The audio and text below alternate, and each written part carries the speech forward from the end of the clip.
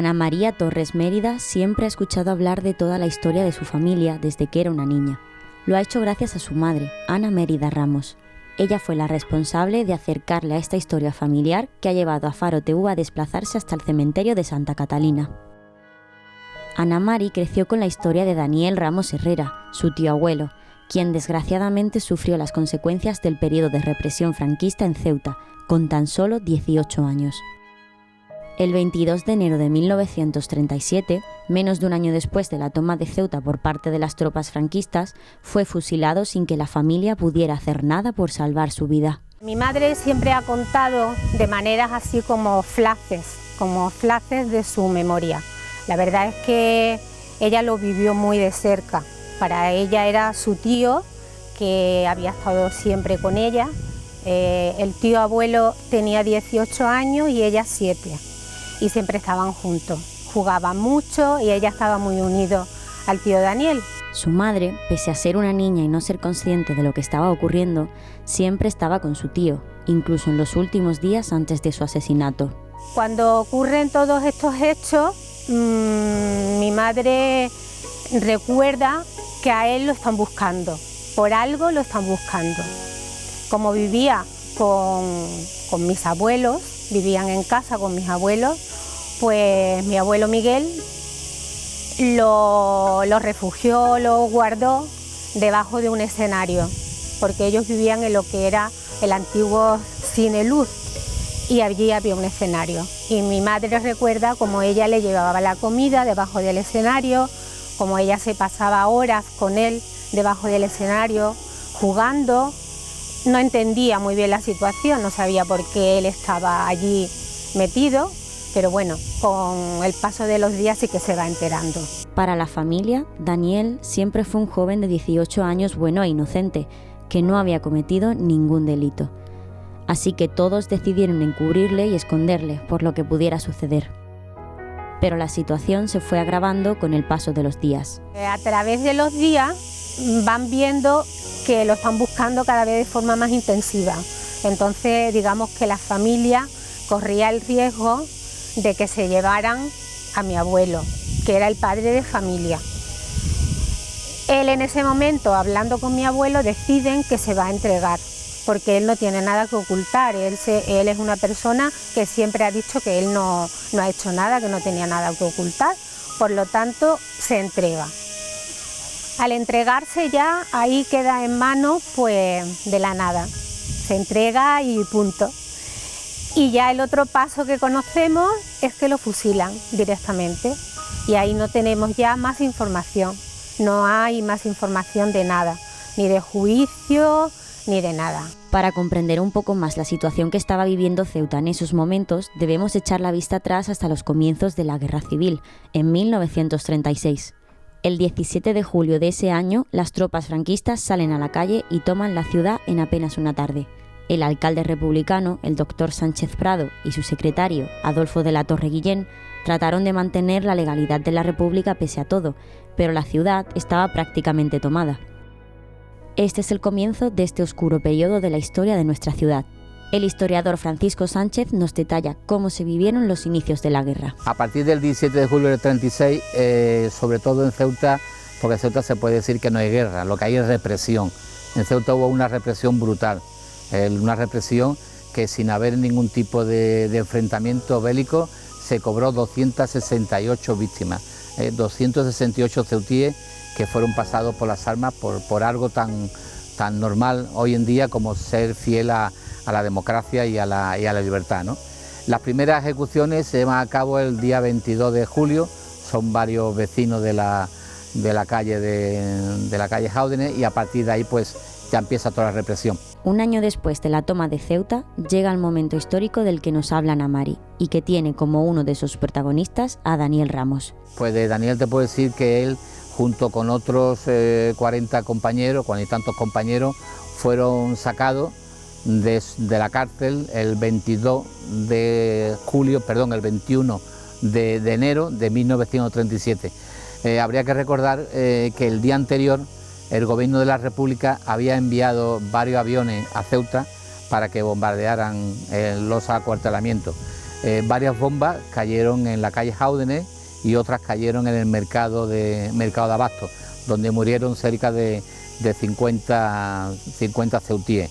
Entonces, en represalia, el día 21 de enero de 1937, en represalia, las fuerzas de civiles encuadradas en Falange, la Falange local, dan una batida por los 3 centros penitenciarios que hay en la ciudad, que es la fortaleza del Monte Hacho, la tenemos aquí detrás nuestra, la prisión del Sarchal, que está en la barriada del Sarchal, claro, y también la prisión de García Ardave.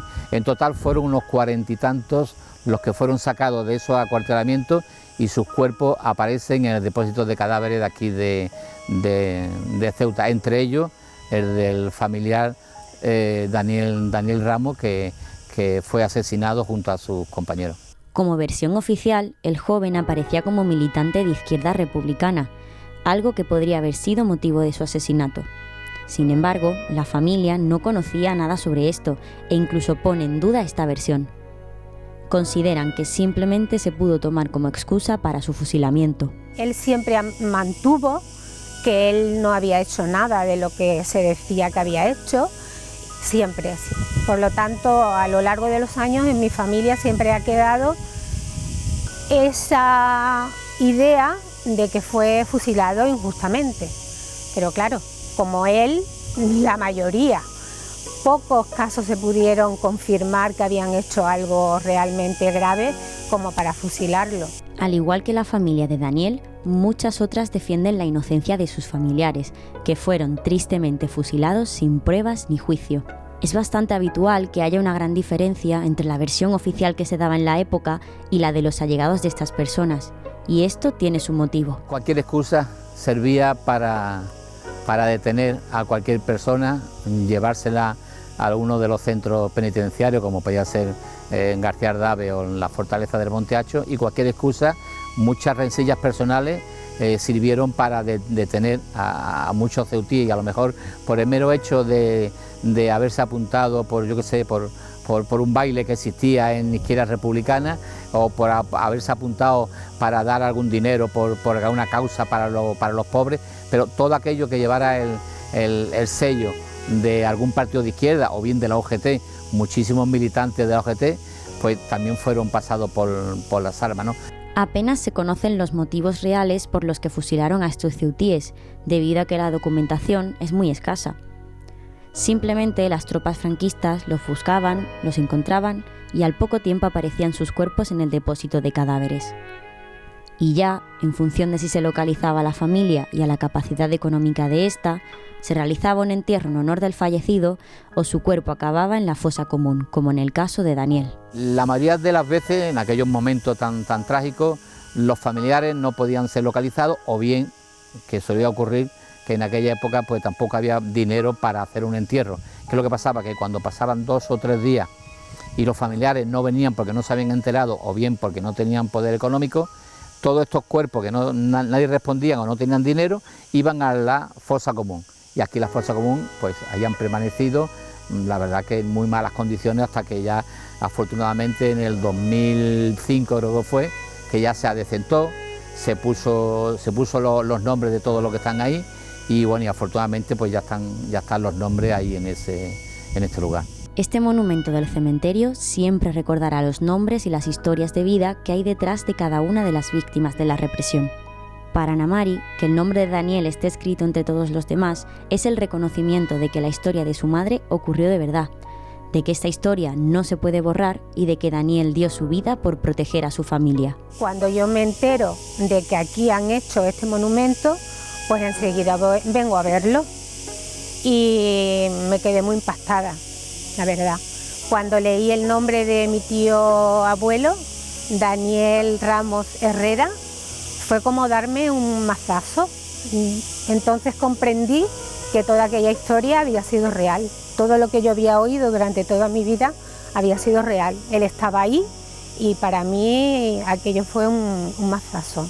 Ana Mari suele ir al cementerio a menudo a llevar flores al monumento en el que aparece el nombre de su tío abuelo. Ella defiende que una persona fallecida no desaparece de esta vida siempre que haya alguien que esté para recordarla.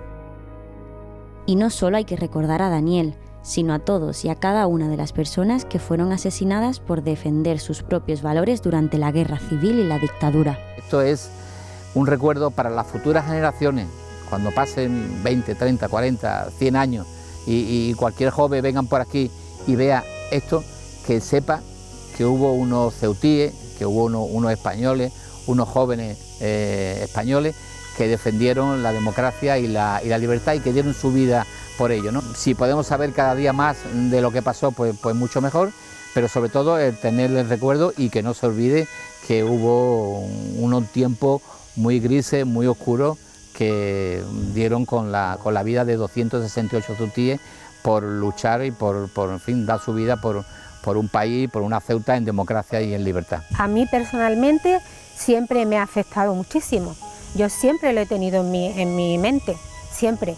Y bueno, de hecho yo llevo las fotos de él y me gusta muchísimo recordarlo. Y me gusta de vez en cuando venir aquí. A mí esta zona del cementerio me da como mucha paz. Me da mucha paz. Y el venir aquí y me pongo a leer los nombres y veo que detrás de cada nombre hay una familia que ha sufrido lo mismo que ha sufrido la mía. Y bueno, leo el poema de Miguel Hernández, que me encanta, y me gusta mucho recordar aquellos momentos, ¿sí? Parece que a través de mí ellos siguen estando, sus nombres siguen estando. Cuando yo los leo en voz alta es como hacerles un homenaje y decirles, seguís estando aquí, en el año 2020 seguís estando aquí. Y a mí eso me gusta, me hace sentirme bien. Gracias a este encuentro con el historiador Francisco Sánchez, tanto Ana Mari como su madre pueden dar por finalizada esta historia, que siempre quedará en su recuerdo. A mí personalmente, pues, por ejemplo, me acabo de enterar de que el monumento este, que yo pensaba que era solo un monumento, pues aquí realmente están los huesos. Y bueno, ya supongo que no hay mucho más que hacer. Una vez que me han confirmado de que los huesos están aquí, pues a mí ya también me ha quedado esa tranquilidad de que están aquí, que no están arrojados en cualquier punto olvidado, sino que al estar aquí, pues a mí eso me da tranquilidad, con lo cual creo que la historia no tiene mucho más recorrido. Yo creo que ya se ha hecho lo que se debía de hacer, creo. Y bueno, y también es la idea de mi madre, porque también quiero transmitir la idea de mi madre, que con 91 años, pues ella tiene la mente muy lúcida y ella piensa que ya está bien, que ya ha llegado el momento de que aquí queda la historia, y ella se siente feliz también con saber que aquí hay una placa con su nombre, y ella está bien, ella está a gusto con lo que se ha hecho.